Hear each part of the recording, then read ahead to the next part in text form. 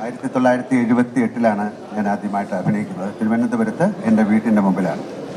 അതിൻ്റെ 47 വർഷങ്ങൾ കഴിഞ്ഞിട്ട് തിരുവനന്തപുരത്ത് വെച്ച് തന്നെ ഞാൻ ഉൾപ്പെടുന്ന ഒരു ഇൻഡസ്ട്രിയുടെ ഒരു ദൗർഭാഗ്യമായ ഒരു കാര്യത്തിനെക്കുറിച്ച് സംസാരിക്കാൻ ഇടവയ്ക്കും. അതിലധികം വളരെയധികം വിഷമമുണ്ട്. രണ്ടാമത്തെ കാര്യം, ഞാൻ ഇത്തരം പ്രസ് കോൺഫറൻസുകൾ നേരിടുന്ന ഒരാളല്ല. എനിക്ക് വളരെ ആധികാരികമായിട്ട് സംസാരിക്കാൻ അറിഞ്ഞുകൂടാ. ഇത്തരം എന്താ പറയേണ്ട ഒരു സംസാരത്തിലേക്ക് എനിക്ക് എത്തിച്ചേരാൻ കഴിയുന്നത് എനിക്ക് തോന്നുന്ന സത്യങ്ങളും എൻ്റെ ശരിയും എൻ്റെ യുക്തിയും എൻ്റെ ബുദ്ധിയുമാണ്.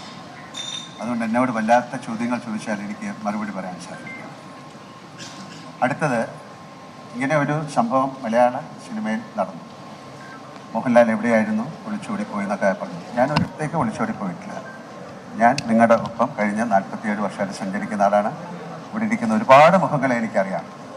അവരുമായിട്ടൊക്കെ നല്ല സൗഹാർദ്ദത്തിൽ തന്നെയാണ് ഇത്രയും കാലം ഞാൻ സഞ്ചരിച്ചിട്ടുള്ളത്. അതുകൊണ്ട് ഒളിച്ചോടിപ്പോയിട്ടില്ല. എൻ്റെ വ്യക്തിപരമായ കാരണങ്ങൾ, ഞാൻ കഴിഞ്ഞ കുറേ നാളുകളായിട്ട് കേരളത്തിലില്ലായിരുന്നു. ഞാൻ ഗുജറാത്തിലായിരുന്നു, പിന്നെ ബോംബെയിലായിരുന്നു, മദ്രാസിലായിരുന്നു. അതിലേറ്റവും പ്രധാനപ്പെട്ട ഒരു കാര്യം എന്ന് പറഞ്ഞാൽ എൻ്റെ ഭാര്യയുടെ ഒരു സർജറിയുമായി ബന്ധപ്പെട്ട് എനിക്ക് ഹോസ്പിറ്റലിൽ ഇരിക്കേണ്ടി വന്നു. അതിൽ നിന്ന് പൂർണ്ണമായി ഒഴിഞ്ഞു മാറിയില്ല. പക്ഷേ നമുക്കൊരു ഒരു പ്രസിഡന്റ് അല്ലെങ്കിൽ സെക്രട്ടറി അങ്ങനെയുള്ള ഒരു സ്ഥാനത്തും തുടരാൻ ആർക്കും അധികാരമില്ല. എല്ലാവരോടും ചോദിച്ചു, അവരുടെ അനുവാദം വാങ്ങിച്ചിട്ടാണ് ചെയ്തത്. അതൊരു ഗൂഗിൾ മീറ്റിലൂടെ ഞങ്ങൾ റിപ്പോർട്ട് ചെയ്തിട്ടുണ്ട്. നമ്മൾ മിനിറ്റ്സ് റെക്കോർഡ് ചെയ്തിട്ടുണ്ട്. ഞങ്ങൾ എന്താണ് ചെയ്യേണ്ടത്? മലയാള സിനിമയ്ക്ക് പെട്ടെന്ന് ഇതൊരു ഇൻഡസ്ട്രി തകർന്നു പോകുന്ന ഒരു കാര്യമാണ്. ഇത്രയും 10,000 കണക്കിന് ജോലി ചെയ്യുന്ന ആൾക്കാർ ജോലി ചെയ്യുന്നതാണ്. ഞാൻ എൻ്റെ ജീവിതം തുടങ്ങുന്നത് മദ്രാസിൽ നിന്നാണ്. അന്നൊന്നും ഒരു തരത്തിലുള്ള സൗകര്യങ്ങളുമില്ല. ആ സൗകര്യങ്ങളിൽ നിന്ന് പിന്നെ മലയാളം എൻറ്റിറ്റി വൈസ് ചെറിയൊരു സ്ഥലമാണ് കേരളം.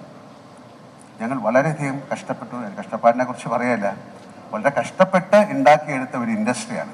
ഒരുപാട് നല്ല ആക്ടേഴ്സ് ഉണ്ടായിരുന്ന ഇൻഡസ്ട്രിയാണ്, ഉള്ള ഇൻഡസ്ട്രിയാണ്, ഉണ്ടാകാൻ പോകുന്ന ഇൻഡസ്ട്രിയാണ്.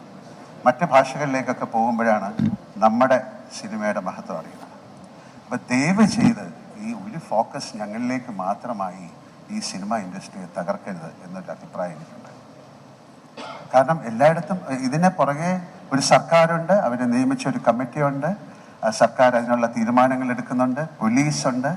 ഇതിൽ ഒരു കുറ്റം ചെയ്തു എന്ന് പറയുന്നവർക്ക് പിന്നാലെ പോലീസുണ്ട്, അതിൻ്റെ റിപ്പോർട്ടുകൾ തയ്യാറാക്കിക്കൊണ്ടിരിക്കുകയാണ്. ഇത് കോടതി വരെ എത്തി നിൽക്കുന്നൊരു വിഷയമാണ്. അപ്പോൾ അതിൽ ആധികാരികമായിട്ട് ഒരു അഭിപ്രായം എന്നോട് ചോദിച്ചു കഴിഞ്ഞാൽ എനിക്കാണ് അല്ല എന്ന് പറയാൻ ഉള്ളൊരു അവസരം എനിക്കില്ല, ഞാൻ പറയില്ല. അപ്പോൾ എനിക്ക് പറയാനുള്ള, ദയവ് ചെയ്ത് നിങ്ങൾ ആലോചിക്കൂ, എത്രയോ 10,000 കണക്കിന് ജോലിക്കാരുള്ള ഒരു വലിയ സംഘടനയാണ് മലയാളം സിനിമ ഇൻഡസ്ട്രി. അത് മുന്നോട്ട് ചലിക്കണമെങ്കിൽ, അല്ലെങ്കിൽ ഇത് വളരെ നിശ്ചലമായി പോകും. അമ്മ അസോസിയേഷന് ഒരുപാട് തെറ്റിദ്ധാരണകളുണ്ട്, അല്ലെങ്കിൽ വിയോജിപ്പുകളുണ്ട്. അതുകൊണ്ട് തന്നെയാണ് വീണ്ടും ഇമ്മീഡിയറ്റ് ആയിട്ട് നമുക്ക് ചെയ്യാൻ പറ്റുന്നത് എന്താണ് എന്ന് പറഞ്ഞാൽ, ഞാൻ അതിൻ്റെ പ്രസിഡൻ്റായിരുന്ന സമയത്ത് ഞങ്ങളെടുത്ത തീരുമാനങ്ങൾ നമുക്കിതിൽ നിന്ന് മാറി നിന്നുകൊണ്ട്, ഒരുപാട് പേര് പറയുന്നു ഇങ്ങനെയല്ല ചെയ്യേണ്ടത്, ഇങ്ങനെയാണ് ചെയ്യേണ്ടത്, അത് ചെയ്തത് ശരിയായില്ല. അവർ വരട്ടെ മുന്നോട്ട്, ഒരു ഇലക്ഷൻ വെക്കാം, ഒരു ജനറൽ ബോഡി വിളിക്കാം, അതിൽ ആർക്ക് വേണമെങ്കിലും ഏത് സ്ഥാനത്തേക്ക് മത്സരിക്കാം. ഇനി മത്സരിക്കാതെ ഒരു തീരുമാനം, ഇത്തരം കാര്യങ്ങളെക്കാളും കൂടുതൽ എങ്ങനെയാണ് നമുക്ക് ഒരു നല്ല ഒരു ഇൻഡസ്ട്രി ആയിട്ട് ഇത് മുന്നോട്ട് പോകാൻ സാധിക്കും എന്നുള്ളതാണ് കൂടുതൽ പറഞ്ഞിരിക്കുന്നത്. നമുക്ക് എല്ലാവർക്കും ചേർന്ന്, മീഡിയ ഉൾപ്പെടെ, നിങ്ങൾ വളരെയധികം സഹായം ഞങ്ങൾക്ക് ചെയ്തിട്ടുണ്ട്. കാരണം അമ്മയ്ക്ക് ഏറ്റവും കൂടുതൽ നല്ല ഷോകൾ തന്നിരിക്കുന്ന മീഡിയയാണ്. ഞങ്ങളിപ്പോൾ പോലും മനോരമ അവരുമായിട്ടൊരു അസോസിയേഷനിൽ ചേർന്ന് ഞങ്ങളൊരു ഷോ ചെയ്തിട്ട് അതിൽ നിന്ന് കിട്ടുന്ന ആ ബെനിഫിറ്റ് ഞങ്ങൾ വയനാടിന് കൊടുക്കാൻ തീരുമാനിച്ചിരിക്കുകയാണ്. അതുപോലെ കാർഗിൽ ഷോയ്ക്ക് സമയത്ത് ഞങ്ങൾ ചെയ്തിരുന്നു, പ്രളയത്തിൻ്റെ കാര്യത്തിൽ ചെയ്തിരുന്നു.